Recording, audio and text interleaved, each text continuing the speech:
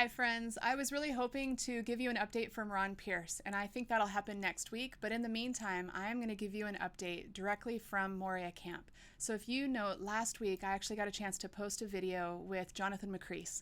Jonathan's with Hellenic Ministries, and their relief arm is Euro Relief, and they are working in Moira Camp. And last week in the video, he mentioned the situation of how there's so many people crammed in this refugee camp, and this fear that if COVID were to get in there, it would be devastating. Well, just a day later, after our video posted, we actually got the news that was devastating, that there is a COVID case in the camp.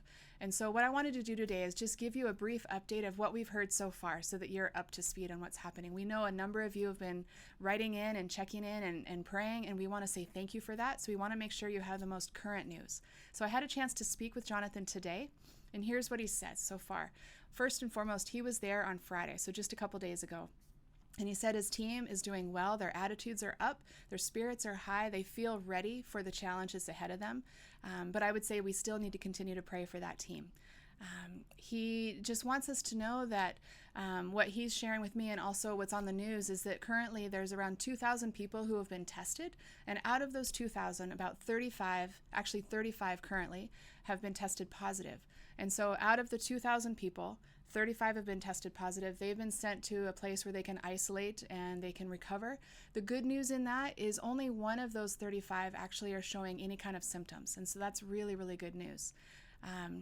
Now, there was about 100 people that were staff that were tested. All of them were negative. And so we just want to continue to lift just this camp and just ask for protection over this camp so that this virus will not continue to spread.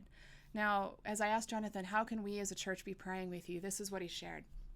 He said, please pray for the spirit of fear not to grow. And so if you think about what's happening in this area, you've got the camp and all the stuff that's going on there. But the camp is on an island that never used to have refugees, and now they have all these refugees. So it changes the dynamics.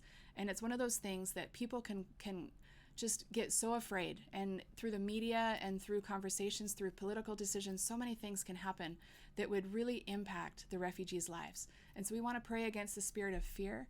And then tied to that, as I've already mentioned, is just politicization.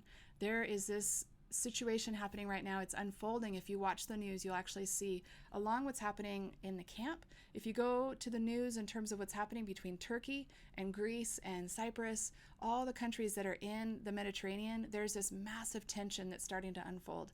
And so you see what's happening there, and you look at what's going on in the camps, there's all these things that can just grow. And as Jonathan was saying, it can just become this massive thing that can explode in terms of political events. So we want to pray against that.